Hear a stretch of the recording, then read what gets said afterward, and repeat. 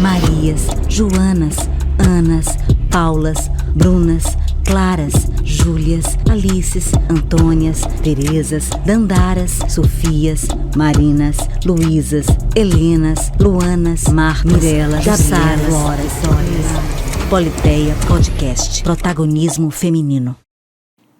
A palavra mágica de hoje no Politeia. Mágica.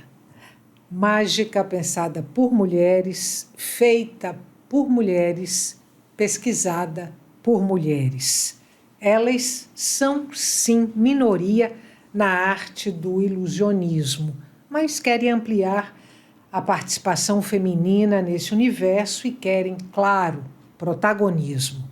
A nossa convidada de hoje é a produtora cultural, jornalista, escritora e pesquisadora Cristiane Galdino, que, entre outras coisas, realiza projetos de criação, difusão e formação para o desenvolvimento da arte mágica brasileira.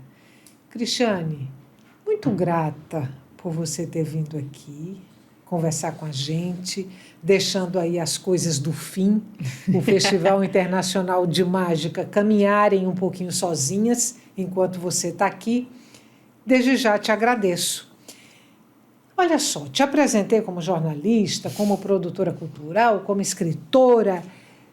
Eu quero saber quando começa essa sua ligação com o ilusionismo. Então, a minha ligação com o ilusionismo, ela começa com a minha relação com Rafa Santa Cruz, que eu conheço num evento onde eu estava produzindo um evento, e ele chega para ser meu assistente de produção. Não funcionava muito bem como assistente de produção, é verdade. E aí descobrimos que ele era mágico, porque eu achava, na verdade, que mágica era uma coisa muito distante do meu imaginário. As memórias que eu tinha de ilusionismo eram memórias de infância, no máximo da época da faculdade, onde eu contratei um mágico para um aniversário, mas eu sempre associava a mágica a senhorzinhos mais velhos, né? Uhum. E achava que eles estavam meio desaparecidos, né? Tinham feito a mágica desaparecer. Então, quando eu vejo aquilo, eu disse, como assim? Existem tantos mágicos assim?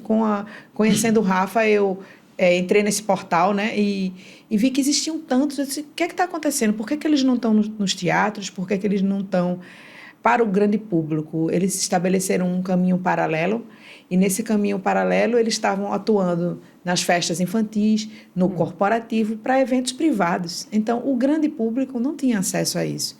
E aí começa a minha inquietação com todas essas coisas, né? Tanto como pesquisadora como produtora. Peraí, gente, vamos mudar esse negócio. E a gente começa a fazer um movimento de aproximação mesmo da mágica com as outras linguagens das artes cênicas, né?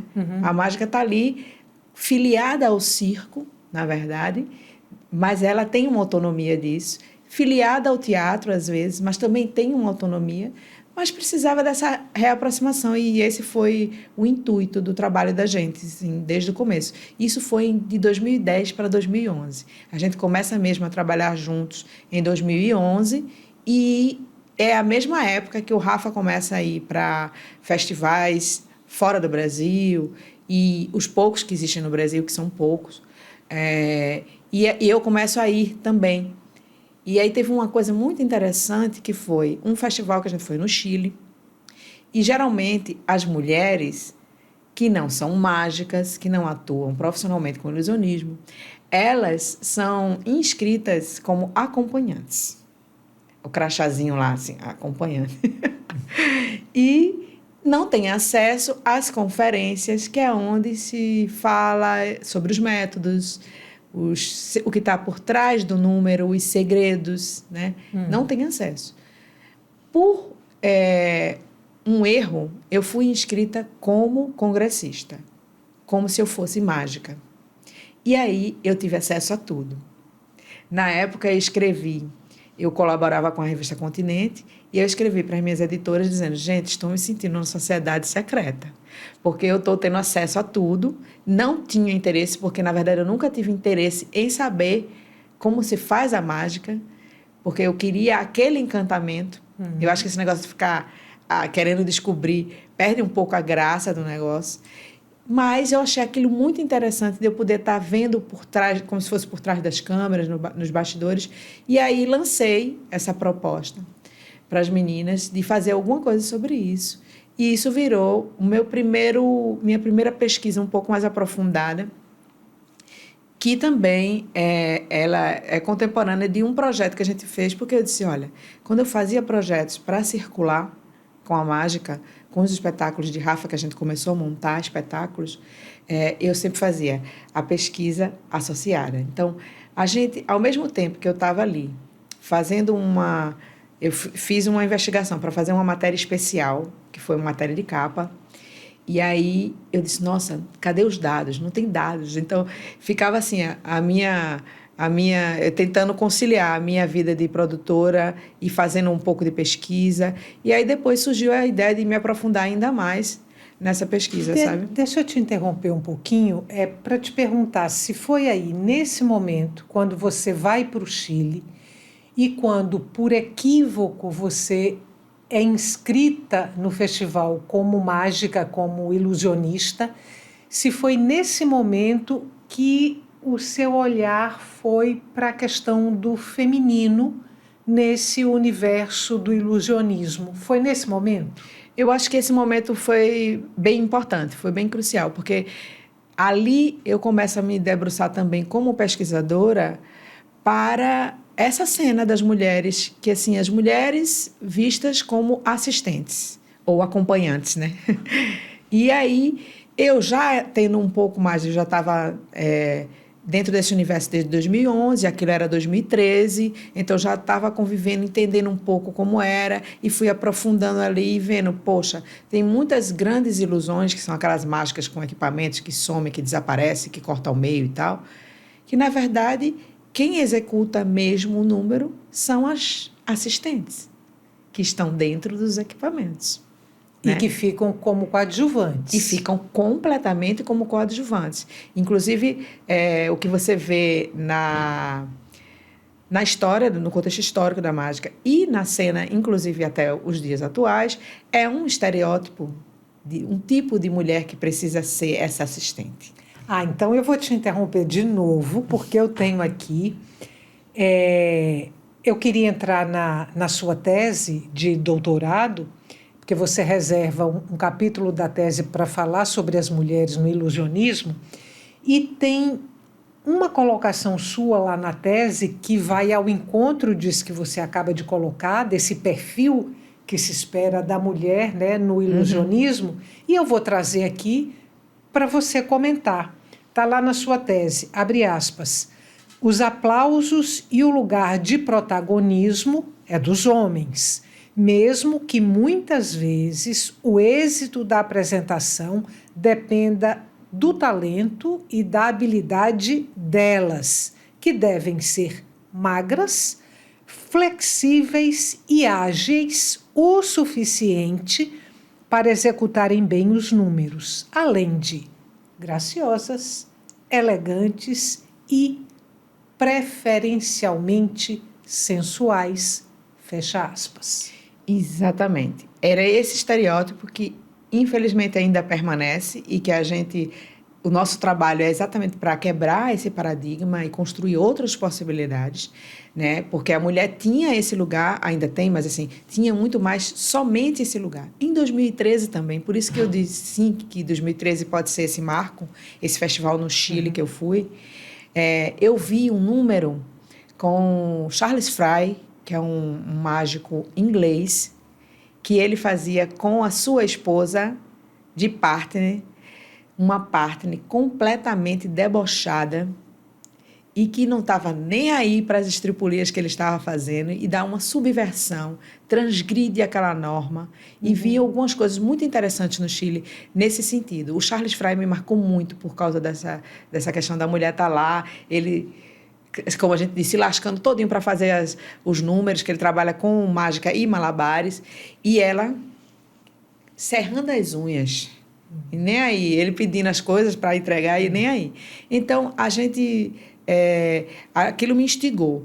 Inicialmente, por exemplo, quando eu começo a fazer a tese, apesar da minha orientadora maravilhosa, Lady Selma, ser uma pessoa que pesquisa gênero, que é uma referência no estudo de gênero, ela disse, não vamos colocar essa questão de gênero agora. Aí, no desenvolvimento da pesquisa, eu disse, eu vou ter que falar sobre isso. Não dá para não falar sobre isso sendo mulher. E aí teve pula para um outro start, que foi uns anos depois. Eu fui convidada já como pesquisadora para um evento em São Paulo, no SESC, de palestras, ciclo de palestras de ilusionismos, por um grande mágico, pesquisador, também era o cara que era o único que eu conhecia que tinha uma tese de doutorado feita no ilusionismo. Mas ele é mágico, e eu não sou, ou não era, talvez. Mas você andou se exibindo agora como mágica, Foi. A gente fala sobre isso daqui a pouco. E aí, o que aconteceu? Eu fui chamada para esse evento e eu pude levar o Rafa como o quê? Meu acompanhante. Então, ele virou meu acompanhante. E quando eu olhei no hall de pessoas que estavam ali fazendo as falas, eu fui convidada para fazer uma fala numa mesa e mediar uma outra mesa. Tinha 2 participações minhas. E eu olhei e não tinha nenhuma outra mulher. Nenhuma outra mulher. Na plateia tinha algumas, poucas. E nenhuma outra mulher não mágica, né? Que não fazia mágica.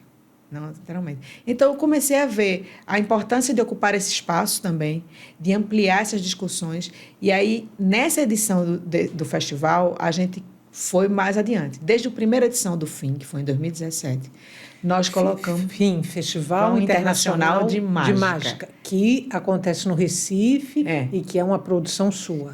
Junto com o Rafa, Rafa idealizou e a gente construiu esse festival. Eu, Rafa e Carlinha Navarro, que é a minha diretora de produção maravilhosa, Pareia. A gente construiu esse festival em 2017, já trazendo mulher na primeira edição. Não teve nenhuma edição sem mulheres. E esse ano a gente disse, a gente quer mais, a gente quer paridade de gênero. E aí a gente trouxe mais mulheres e eu disse, então faz sentido... Mulheres ilusionistas. Mulheres ilusionistas. Não só para se apresentar, mas como também para dar conferência para os mágicos e mágicas inscritos. Então, lugar de protagonismo também como formadora. Porque numa área tão masculina e machista, consequentemente, elas até começaram a despontar com o protagonismo, deixando de ser assistentes e sendo as ilusionistas, né? No palco.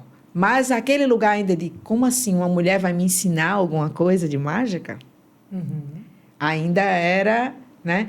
E a gente disse, não, a gente quer paridade de gênero, não só nas apresentações, como nas ações formativas. Então, hoje, por exemplo, a gente tem nas conferências uma mágica argentina, que é uma referência para a gente também, que é a Dolly Kent. A gente tem mágicas de São Paulo. Eu comecei a interagir no processo da tese e fui pesquisar essas mulheres. E aí vi que existia um movimento de artistas, geralmente artistas vindas de outras áreas, que começaram a pesquisar a mágica e usar a mágica nos seus trabalhos artísticos. E aí a gente começou a fortalecer essa cena. E que é tímida ainda, é pequena ainda, mas para fortalecer essa cena, porque me lembro muito de uma mesa que a gente fez em 2021, que a gente não queria botar de cara que era para falar sobre gênero, mas a gente chamou 2 mágicas mulheres, 2 mágicos homens, e eu fiz a mediação, ou seja, a gente já estava em maioria. E aí, no meio dessa mesa, surgiu essa coisa, por que não tem mulheres na mágica? E mágicos, inclusive, muito desconstruídos já, muito contemporâneos, né? Dizendo, não, eu acho que, não sei porquê, mas é uma falta de interesse. E aí foi uma discussão muito acalorada, porque dizem, como assim é uma falta de interesse? Não, é um lugar fechado, geralmente fechado para leigos de uma maneira geral, mas se for mulher, é pior, é hostil. É a vestimenta que não é pensada, nada é pensado. Para mulher. Para mulher. Nada é pensado para mulher. Então, a Dolly Kent estava falando na conferência de abertura do FIM, ela disse assim, a gente não tem roupa para a gente. Se a gente quiser, porque as roupas dos mágicos têm segredos também. Só que geralmente é o quê? É fraco, é um paletó, é uma coisa que dá para... Ela disse, eu tenho uma personagem que quer mais ir para a linha do burlesco, quer fazer uma coisa mais sensual e tudo. Onde é que eu vou fazer?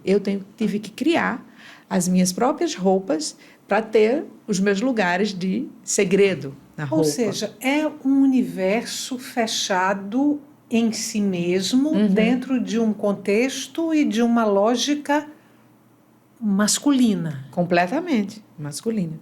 E aí a gente trabalha para quebrar isso, e eu acredito muito que a gente está conseguindo fazer um trabalho significativo, e por conta de, por exemplo, ter uma mulher na curadoria do festival. Então, eu hoje já tenho um conhecimento, né, já são desde 2011, né, trabalhando com isso. Então, já tenho um conhecimento da área, pelo menos em nível Brasil e América Latina, conheço realmente as principais referências. E aí eu consigo ter esse olhar curatorial para, junto com o Rafa, construir uma programação e que a gente pense como é que a gente pode contribuir não só com entretenimento, diversão e tal, mas também com essa discussão que é muito importante, com esses debates que são muito importantes para o desenvolvimento da arte como um todo. Porque eu disse até, inclusive, ultimamente, falei muito sobre isso, o que a gente quer é que a arte mágica, o ilusionismo, tenha um lugar de arte e não de mero entretenimento, diversão para festa de criança, por exemplo. Não é uma atração para festa de criança. Pela configuração do mercado e o traçado paralelo e o percurso que se construiu historicamente no contexto Brasil, pelo menos, é isso que aconteceu. Então, eles ficaram afastados desse lugar de arte. E o que a gente quer desde 2011, lá, né, atrás, começando a criar os nossos próprios espetáculos, é construir novos paradigmas, porque a gente sabe o poder de transformação dessa arte, que não é uma coisa só para criança, ou não é uma coisa só de desafio, de olha o que eu sei fazer, né? A arte vai muito além disso. Então, a gente quer esse lugar da arte para a mágica, sabe? Esse é o nosso trabalho. Cristiane, na sua opinião, o que é que mais dentro desse universo, né, do ilusionismo, que a gente já falou aqui, que tem um contexto masculino, que tem uma lógica masculina, o que é que mais inibe a participação das mulheres? Eu acho que, na verdade, é exatamente essa estrutura tão machista. Então, é como se as mulheres precisassem, e eu abordo isso, inclusive, na tese, de uma validação masculina. Então, a gente tem, digamos, 3 entradas de mulheres na arte mágica que tem crescido nos últimos anos, que é ou uma pessoa realmente que se interessa por mágica e vai e consegue. Por quê? Você chega assim, uma menina se interessa por mágica. Menina, adolescente, sei lá, se interessa por mágica. Onde é que ela vai buscar o aprendizado? Tem que ser com outras pessoas, porque também não existe uma formação. Não tem escolas? Não tem escolas, não tem escolas. Hoje, com o virtual, começam a haver cursos no virtual, né? Então, você vai aprender. Muita gente aprende pelo YouTube, essas coisas, mas assim, você precisa de outras pessoas que já tenham experiência. E quem são essas pessoas? Os homens. Então, precisa que haja uma abertura e uma consciência também desse masculino para querer essa participação das mulheres, sabe? Às vezes, talvez seja até uma coisa meio de competitividade, né? Dizer, opa, se eu vou abrir aqui para essa mulher, ela vai tomar o meu mercado, né? Sei lá. Porque já ser mulher na mágica já é um diferencial. Uma mulher mágica já é um diferencial, né? E aí tem todas as questões de gênero que refletem o que é a sociedade realmente, num ambiente que é muito masculino desde sempre. Mas eu acho que esse fator da formação, onde é que se formam os mágicos, também é um inibidor, porque aí eu ouvi relatos das mágicas que chegavam para querer aprender alguma coisa, por exemplo, e não tinham acesso. Precisavam vir por um outro lado, levadas pela mão de algum homem mágico para poder que... A Julieta Zarza, que é uma das que eu entrevistei, a argentina radicada no Brasil, ela conta que ela foi atrás de um mágico que ela conhecia, porque ela já tinha sido a assistente dele, como bailarina que era, tal, e não teve acesso. Anos depois, ela queria colocar mágica num espetáculo de palhaça dela, e aí ela falou com um amigo e esse amigo diretamente acessou o mágico que ela queria, a referência para ter uma consultoria, uma mentoria. Então, isso também é um cenário que tem mudado. O próprio Rafa e outros mágicos dessa nova geração já têm incentivado, inclusive, que as mulheres, que as meninas, que venham aprender. Quando você conheceu o Rafa, ele já estava no ilusionismo há quanto tempo? Porque ele é sua grande referência, né? É como se ele tivesse mudado um pouco o curso assim da sua história profissional, porque você abraça o ilusionismo aí. Exatamente, porque, na verdade, eu venho da dança, né? E eu já era produtora quando eu o conheci, trabalhava principalmente com dança e teatro, tinha pouca relação com o circo, de uma maneira geral, e com a mágica nenhuma. E aí eu também já era pesquisadora, já era jornalista o pessoal da dança, inclusive, quando eu me dediquei muito à carreira do Rafa e ao ilusionismo, e depois fui pesquisar no doutorado, minhas pesquisas anteriores eram na dança. As pessoas dizem assim, ai, agora ela não quer mais saber da dança, o que é que um amor não faz, aquelas coisas todas. E aí, quando eu conheço o Rafa, ele já fazia mágica desde criança. Ele, com 12 anos, ele já atuava como mágico, tinha cartãozinho, era uma criança fazendo mágica para as outras crianças. E ele tinha o desejo dentro dele de ampliar o trabalho dele para além desses shows demonstrativos, né? Ele muito habilidoso, muito talentoso, ele queria fazer teatro, ele queria fazer... Então, ele me conheceu e eu disse, vai fazer teatro não sei aonde. Que ele é de Caruaru, né? Então, ele veio morar aqui em Recife e eu fazia, vai procurar oficina com não sei quem. E fui dando a direção para ele fazer o que ele tinha desejo, mas eu tinha o caminho. Então, foi uma junção que rapidamente a gente conseguiu resultados muito positivos, porque era um desejo dele e eu sabia como ele chegar no desejo dele, porque eu já estava inserida dentro das artes cênicas. E aí ele foi buscar isso e criou uma linguagem muito original dentro do ilusionismo, né? Cristiane, eu tinha feito uma pesquisa rápida aqui de internet sobre a participação feminina, né, no ilusionismo, e da pesquisa que eu fiz, a contar de 1874, quais seriam os grandes mágicos, né, da história. Contando de 1874, aparecem 24 nomes, que são os ilusionistas de referência. Desses 24 nomes, só uma mulher. São 23 homens e uma mulher. Você consegue prospectar uma mudança de quadro, nem que seja assim a médio prazo? Eu consigo, sim, porque eu acho que esse movimento que a gente tem feito e tem estimulado que outras pessoas também façam, então eu consigo, sim, em nível Brasil, por exemplo, a única referência que a gente tinha era Estercita Fernandes. No Brasil? No Brasil. De origem espanhola, mas ela é brasileira. Que é filha de uma família circense, né? É uma família de mágicos. Dorsel era o pai dela. Aí os filhos também, Dorsel. E aí ela fazia mágica e sempre ela foi campeã, porque existem os congressos de mágica que têm competições. Então, a mágica tem também, apesar de arte, né? Tem esses lugares de competição onde você ganha, o Rafa inclusive tem um prêmio desse, você ganha melhor isso, melhor aquilo, melhor mágico na categoria da mentalismo, melhor mágico na categoria manipulação, sabe? E aí ela ganhou numa categoria que era manipulação, que é muito difícil, porque é basicamente as suas habilidades manuais. E a gente tem pouquíssimas... Ela é Estercita Fernandes. Ela faleceu faz pouco tempo. E ela, com 80 e tantos anos, ela ainda fazia mágica. Com manipulação, com agilidade nas mãos. E gerava aquelas polêmicas. Só ganhou por causa das pernas. Você, como a Dolly estava falando também, você vai fazer mágica, então você tem que colocar tais roupas, você não pode fazer isso, você não pode fazer aquilo. Então, existe muito ali, às vezes declarado e às vezes lá ali camuflado, né, velado, essa estrutura machista se reproduzindo.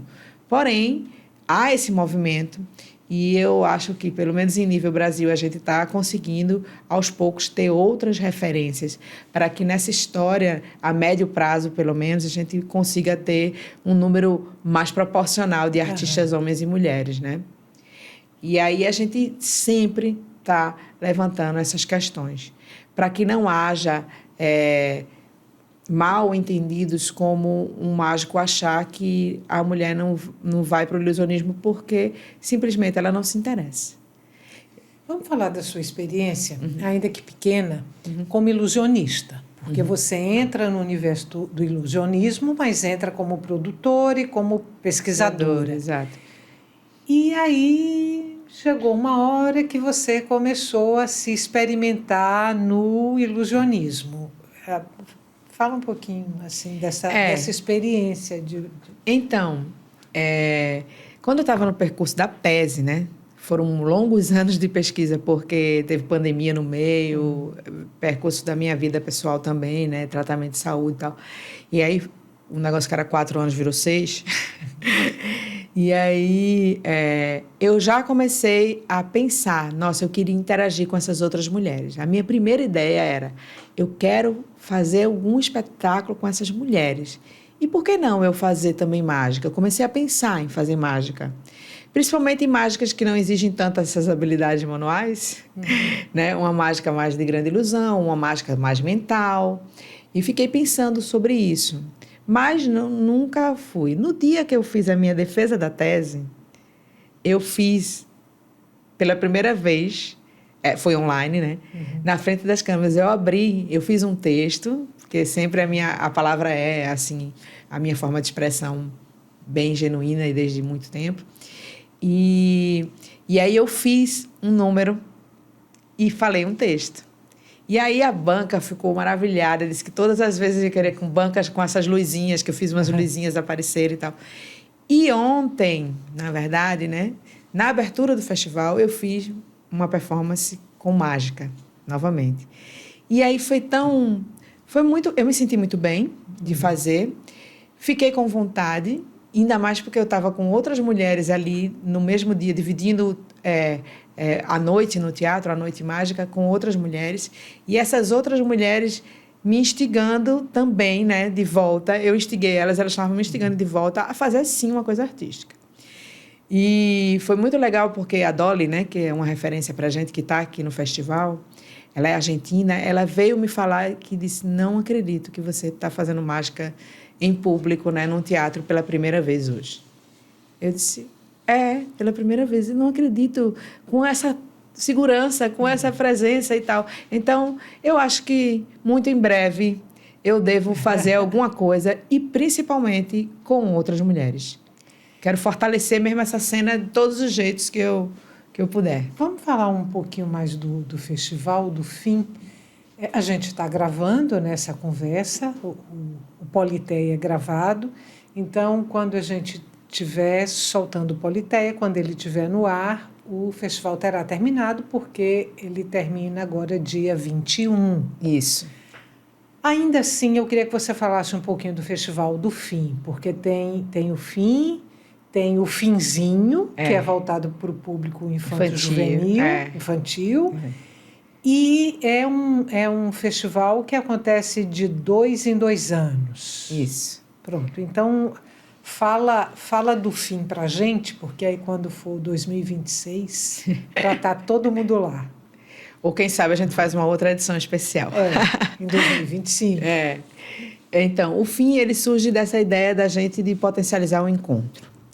E aí a gente não consegue conceber um festival, por exemplo, que não tenha também ações formativas. Agora, o fim, ele começa antes do fim e não termina quando acaba. Então, a gente tem ações de desdobramentos, tivemos ações antecipadas. E isso porque a gente pensou num festival que todo mundo possa usufruir do festival mesmo a gente sabendo que é mais custoso em termos de produção, a gente manter os artistas do festival inteiro, a gente mantém. E a gente só quer artistas que possam ficar o festival inteiro para poder realmente ter uma troca com a cidade, com o público e com os seus pares. E aí a gente tem ações de formação que são incríveis também. Primeiro, para o público leigo, que é exatamente para a gente fazer isso que esse discurso todo que a gente está falando aqui, para a gente estimular que as crianças, por exemplo, que outros públicos, outras pessoas tenham acesso a uma formação de mágica. A gente tem uma oficina que a gente dá, em todo fim a gente dá essa oficina, que é Toque de Mágica, que é o Rafa que ministra. E a gente fez duas edições dela, que é uma para o público de uma maneira geral, estimulando que os pais e os filhos façam juntos a oficina, até num tempo tão mediado por tela, que a gente tem outras coisas para fazer junto com os nossos filhos, sobrinhos, netos e tal. E uma outra muito especial que a gente faz desde a primeira edição, com recursos de acessibilidade, onde Rafa ensinou mágica para cegos, para surdos. E isso é uma coisa muito impactante, incrível, na vida dessas pessoas e na nossa também. E, além dessas ações formativas, existe uma parte de congresso, que é onde a gente amadurece esses debates, aprofunda esses discursos, faz as trocas para que essa parte também teórica, essa construção simbólica, tudo esse cenário possa ir sendo modificado. E essa parte é exclusiva para os mágicos e mágicas, né, inscritos previamente, e é fechada para o público. E as apresentações. As apresentações, desde a primeira edição, que a gente teve uma grata surpresa de ver gente voltando do teatro, assim, de tão lotado que estava. Então, existe público para mágica. Isso é bom, né? Muito bom. Falta lugar para tanto público. Tanto acho que é público. O sonho de todo artista.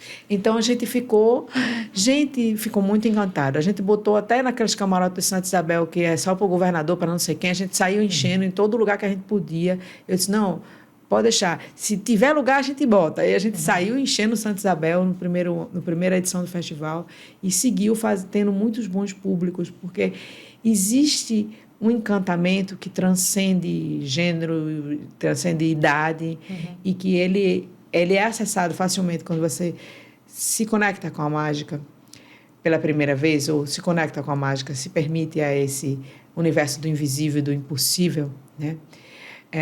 E o festival traz isso de várias formas, porque a gente traz uma programação muito diversa na estética, diversa no estilo, nos tipos de mágica, mágica com cartas, mágica de perto, mágica de palco, mágica com grandes aparelhos, mágicas mentais, de adivinhações e previsões e tal, mágicas cômicas. Então, o universo da mágica, a gente tenta mostrar um pouco daquele universo multifacetado da mágica. E isso a gente faz na programação. A gente coloca o finzinho como uma coisa voltada para a criança, mas toda a nossa programação ela é para todos, para todas as idades. Recife, região metropolitana e outras cidades do estado? Sim, esse ano. Na primeira edição, a gente foi para Porto de Galinhas, fazer uma prévia em Pojuca, região metropolitana. A gente já foi para São Lourenço. E a gente foi esse ano pela primeira vez para Fernando de Noronha, e foi incrível. Fizemos um finzinho em Fernando de Noronha, e foi incrível. E depois uma ação na Escola Arquipélago também. E foi incrível. E aí, quando diz, o fim não acaba quando termina, a gente ainda vai ter mágico. Na próxima semana, quando o Politeia for para o ar, a gente ainda vai ter mágico internacional aqui, que vai estar fazendo uma ação de desdobramento junto com o Rafa, lá no CPC, no Centro de Produção Cultural do Sesc Garanhuns. A gente vai estar lá dia 24 e 25, fazendo mágica. Inclusive mágica na rua também. Abordando as pessoas na rua. Cristiane, o nosso tempo terminou. Mas eu não queria fechar esse nosso Politeia sem trazer aqui o título da sua tese de doutorado, que foi em antropologia, né? Isso, na UFPE. Além do segredo, relações sociais, conhecimento e habilidades na produção mágica. Acertei? É isso mesmo. Você sabe mais do que eu, até. Às vezes eu troco a ordem. O que é primeiro? Cristiane, muito obrigada por ter vindo mais uma vez. Muito sucesso. Eu que agradeço. Festival. Esse programa aqui é uma coisa necessária, esse podcast, né? A gente precisa cada vez mais se fortalecer nesse lugar, para mim, que é coletivo, e saber das histórias umas das outras só nos inspira e fortalece. E estar junto de você, Estela, para mim, um ícone, também é uma honra e uma alegria. Muito obrigada. Quando você for se apresentar como mágica, avise que o Politeia vai inteiro para lhe assistir. Tá joia. Obrigada. Para você que ficou com a gente até agora, muito obrigada pela companhia. Até o nosso próximo encontro. E não esqueça de se inscrever nos nossos canais YouTube e Spotify. Que nada nos defina, que nada nos sujeite, que a liberdade seja nossa própria substância, já que viver é ser livre. Simone de Beauvoir. Equipe técnica deste episódio. Apresentação e pesquisa, Estela Maris Saldanha.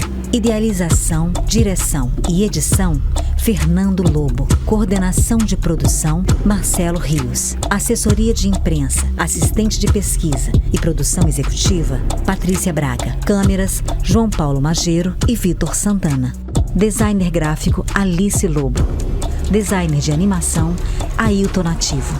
Make-up, Tasha. Administrativo, Cláudia Pedroso, Alice dos Santos e Eliane Ribeiro. Voz da abertura e créditos finais, Cira Ramos. O Politeia Podcast é gravado nos estúdios da Videotape, Recife, Pernambuco.